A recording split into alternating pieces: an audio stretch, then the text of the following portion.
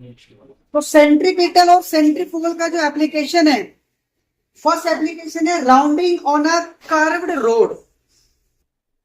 पहले आप कॉन्सेप्ट को समझिए। बेसिकली इसके अंदर हम क्या कैलकुलेट करेंगे। देखिए, सपोज को आप साइकिल पे चल रहे हो या बाइक पर चल रहे हो, तो आपने कभी कभार नोटिस किया होगा कि जब कोई टर्न आता है तो हम अपनी साइकिल या बाइक की स्पीड को स्लो करते हैं, या कभी कभार स्लो ना कर तब भी काम चल जाता है। डिपेंड करता है वो टर्न कितना बड़ा है। अगर टर्न छोटा है तो हमें स्पीड को लो करना पड़ता है, टर्न बड़ा है तो हो सकता है कि स्पीड बिना लो के हम टर्न हो जाए। तो यहां पर हमें कैलकुलेट करना है कि जब हम किसी भी राउंड या कर्व रोड पर टर्न करते हैं तो व्हीकल की स्पीड क्या होनी चाहिए, what should be the minimum speed of the vehicle. तो ये मैंने कर्व रोड लिया है, उस पर ये कोई व्हीकल है, कार लेके चल रहे हैं सपोज। तो अब जो ये व्हीकल है ये टर्न लेकर अपना लीनियर मोशन में आ रहा है, यानी अपनी सर्कुलर मोशन को कन्वर्ट कर रहा है लीनियर मोशन में। तो उसके ऊपर कौन सी फोर्स लगेगी, सेंट्रीफ्यूगल फोर्स। तो ये कर्व रोड है, सेंटर आपका यहां पर सेंटर होगा, तो centrifugal force away from the centre हो गई। तो एक फोर्स तो आगे सेंट्रीफ्यूगल फोर्स, दूसरा फोर्स है इस बॉडी का वेट डायरेक्टेड डाउनवर्ड। इस वेट को दो नॉर्मल रिएक्शन बैलेंस कर रही है। अब यहाँ पे नॉर्मलेशन एक क्यों नहीं है भाई, सरफेस तो कार का एक ही है, तो नॉर्मलेशन आपकी एक ही होनी चाहिए, दो क्यों है, क्योंकि ये जो टायर हैं जब आप टर्न लेते हो कार के अंदर तो जो टायर कर्व के पास है उन टायर पर फ्रिक्शन फोर्स ज्यादा लगता है और जो दूर उन पे कम लगता है। कभी नोटिस करो आप कि जब आप टर्न करोगे कार के अंदर तो इन पर फ्रिक्शन ज्यादा लगेगा। तो अगर दोनों टायर पर फ्रिक्शन फोर्स अलग अलग लग रहा है तो दोनों टायर पर नॉर्मलेशन भी क्या होगी, अलग होगी।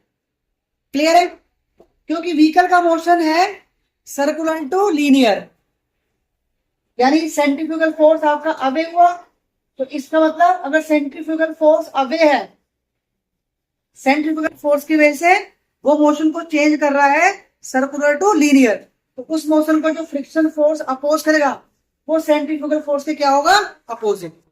किसकी वजह से मोशन है, और फ्रिक्शन फोर्स का काम क्या होता है, मोशन को अपोज करना। तो फ्रिक्शन फोर्स mv स्क्वायर क्या होगा, अपोजिट। ये डायग्राम समझ में आ गया। ये तो हमने डिफरेंट फोर्सेस को रिजॉल्व किया है। अब जैसे मैंने बताया कि व्हीकल अपना मोशन चेंज कर रहे हैं, क्या कर रहा है व्हीकल, कन्वर्ट कर रहा है अपनी मोशन को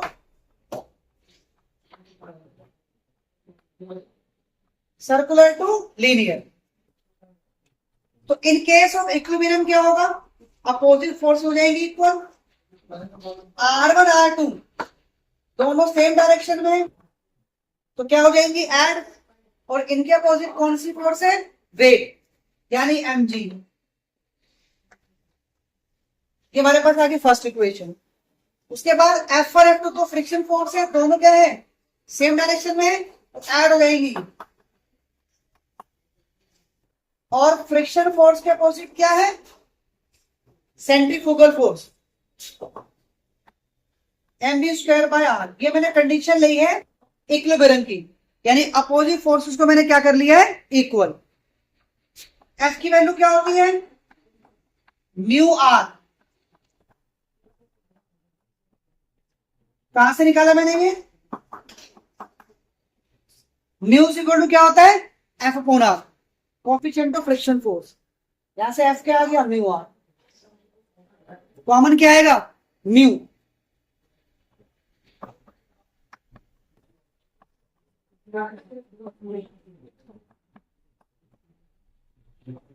यहां पर मैंने दोनों के लिए, दोनों फ्रिक्शन फोर्स के लिए म्यू की वैल्यू सेम ली है। क्यों, क्योंकि coefficient of friction force is the property of the surface.